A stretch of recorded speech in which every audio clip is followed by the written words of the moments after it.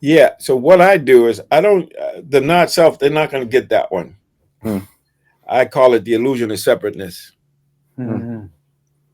So just like when we talk about metta, well, I'm probably going to tell them don't be hating. That's good.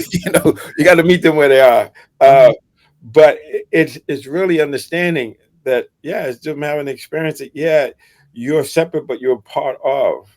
And that's the thing. That's why if you ask most athletes, and when I stopped playing basketball as a team sport, what did I miss? I missed the camaraderie, the community. Because when you, it's something about being connected to something greater than yourself and having, a shared goal or shared vision of what's possible, or core values that you're all aligned with.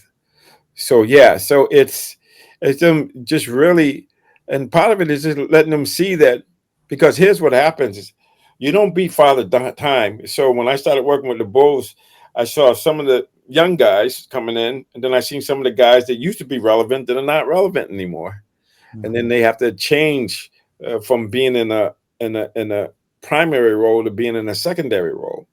Mm. And so it's in your face. It's like, because your body doesn't, things change.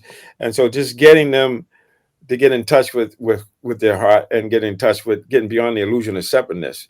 And every once in a while, you see that, here in Boston, when we had the marathon bombing, Mm.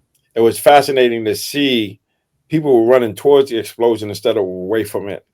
Mm. And the 9/11, people were running into building knowing they could die, but there was something about getting beyond the illusion of separateness, where I and the other one, you really realize this personality is just a personality, and there's praise and blame. And I used to tell the players, they're going to tell you one day you're the greatest thing since sliced bread, then the next day you're the biggest goat or choke eyes. I don't mean greatest of all time, I mean goat.